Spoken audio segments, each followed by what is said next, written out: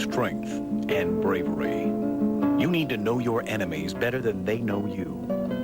But most importantly, you need a good strategic partner. To succeed in the business arena, you need this partner to advise you on the right move at the crucial moment. CNBC is that partner. Make the right move with CNBC, your strategic partner in the business world. On the Australia Market Wrap, we track the market-moving news shaping corporate Australia like no one else, bringing you a recap and analysis of the day's vital market news, keeping you informed with reports and interviews. Woolworths has had a fantastic run. Returns in the US are going to be better than Europe. Plus, we take a comprehensive look at key events and analyse what they mean to you and your portfolio. Get the edge and stay ahead with Australia Market Wrap, Monday to Thursday on CNBC Asia.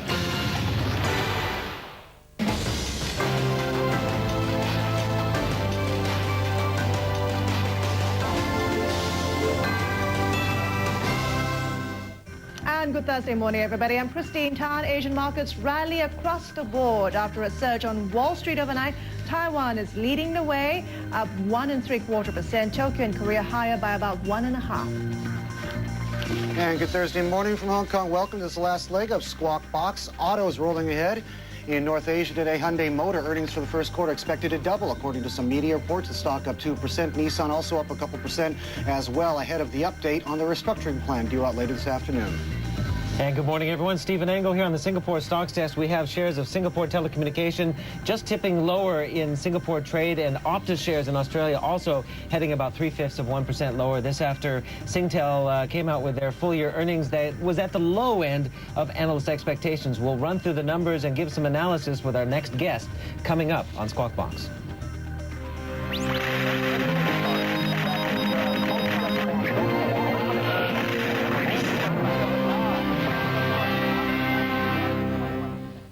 Good Thursday morning. Welcome back to Asia SQUAWK Box. We have news that the jobs data is coming out from Australia is just out. Let's go to Ben Pedley for more details. Ben? Christine, the numbers are worse than expected. We've got a 43,500 fall in total employment in the month of April. The market had been expecting a rise of some 8,000, so significantly below market expectations. In addition, and very significantly, most of those fall, or more than all of those falls in total employment, were in the full-time employment area. Full-time employment on the month was down 55,100, and that's the number that most analysts very much focus on because that's of a more permanent nature by definition than part-time employment. Now, if we look at the unemployment rate itself, it was steady at 6.3%. Now, how is that possible, you say, when you've got total employment falling? The reason is the participation rate fell. In other words, the number of people out there actively looking for employment dropped in percentage terms,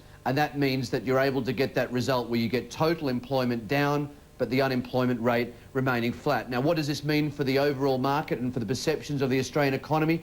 It's definitely going to damp expectations for rate hikes going forward. That's not to say we won't get those rate hikes, but certainly people may push out their estimates for the next rate hike. Remember, we got one yesterday, 25 basis points. People had been focusing on rate hikes again in July and possibly also in August. They might delay those anticipated rate hikes maybe till August or September because of these numbers.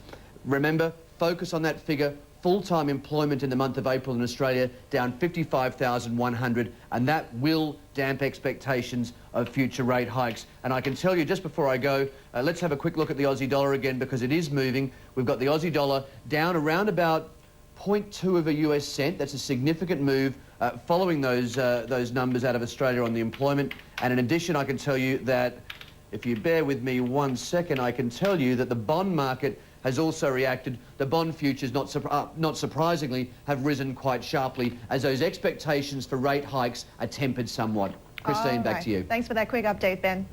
See you tomorrow. And stock markets are just kicking off the day in China and the Philippines. Let's take a quick look at how they're trading at this particular moment in time. The Philippine Composite Index up 9 points, 1,355.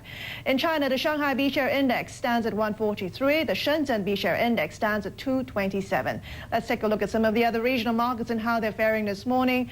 The New Zealand top 40 bucking the trend. They're down 2 points. The rest of the market's doing pretty well. Leading the way, of course, is Nikkei 225 up 1.6%.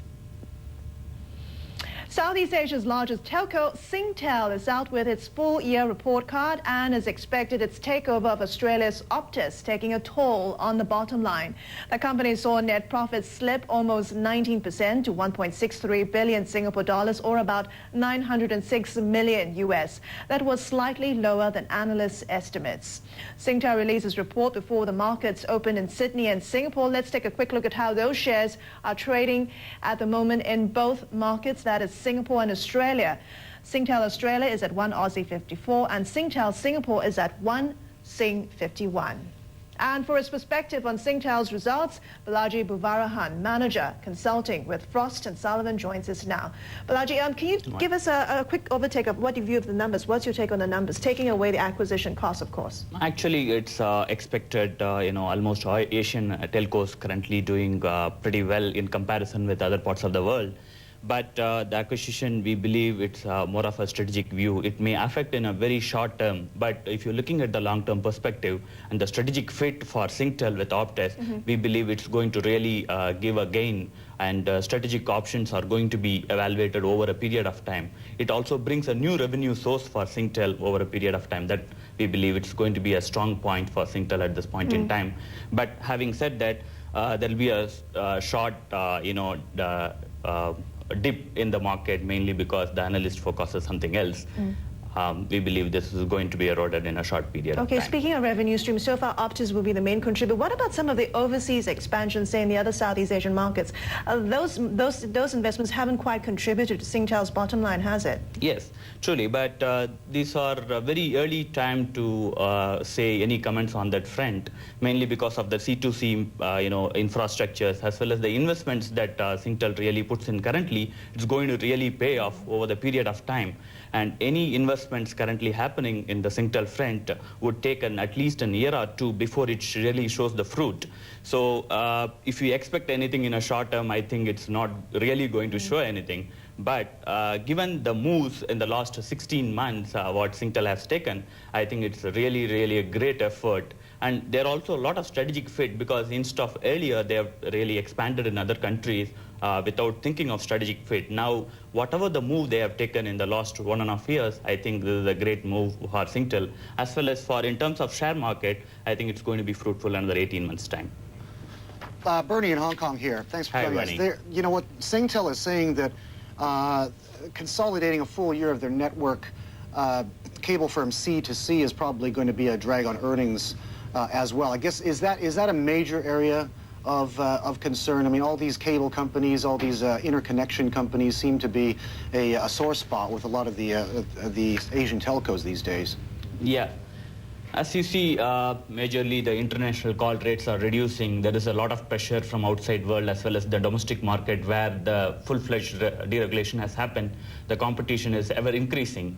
Now, incremental benefits comes from where you already established the C2C network and the bandwidth gulf is already there, and you could be able to utilize when a real data market is coming to play. As you see, in SingTel's case, the revenue for data is ever increasing, especially if you look at the major end-user market is in the corporate side. 80% of the revenue of corporate side contributed to the data side.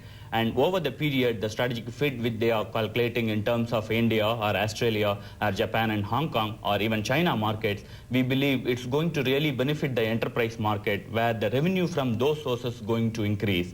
I think that's one of the major points while investing in the infrastructure side of the market. Well, Balaji, hi, Steve Engel here. Good morning to you. Let's look at domestically. What are your prospects then for both fixed line and also mobile? I know a couple of days ago, SingTel had some rather good projections and also figures for the first quarter, saying that their mobile subscriptions had risen their market share had risen 6.3%. Do you see, though, that this market is pretty much tapped, saturated right now, isn't it? Yeah. If you talk about mobile market, yes, it's a highly matured market. But in terms of ARPU level, average revenue per user, SingTel gains one of the topmost player. And in terms of mobile market, we should slightly look at in a slightly long-term period. Now we are moving into GPRS and 3G area. SingTel wanted to replicate, I would say most of the Asian telecoms wanted to replicate what they've gained through the data services in a fixed line. They wanted to replicate the similar success in the mobile market. When 3G comes into play, we believe the data is going to be one of the biggest revenue factor, and it's going to bring a new dimension to the revenue sources for any telco operators. The question will be when 3G will be coming into play. Okay, right. there is some amount of uncertainty. Prior to going for 3G, all the telcos, especially if you take SingTel, they've taken move into GPRS. And it's a unique opportunity for any operator in Asia. And also, you have to customize your existing subscriber base in order to bring them to a new state. I think it's better to go through GPRS stage and get into 3G. Again, if you consider in the investment aspects of 3G, it's quite high. So it's going to be a slow process. Yeah. Thanks for that, Balaji. Good to have you on the show, Balaji Buvarahan, Manager Consulting with Frost & Sullivan, talking to us about SingTel and its strategy. Coming up on Squawk Box after the break, the world's top management consultants betting big bucks on China. Peter Smearden, China editor with the Far Eastern Economic Review, has more on the story after the break. Stay tuned.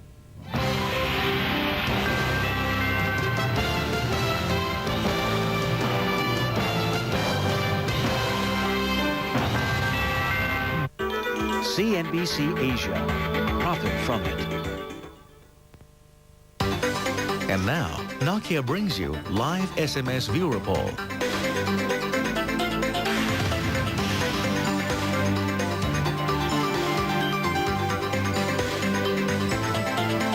To participate in the SMS viewer poll, key in the word vote, leave a space, then press Y for yes or N for no. Send your SMS to either of the numbers listed on the screen.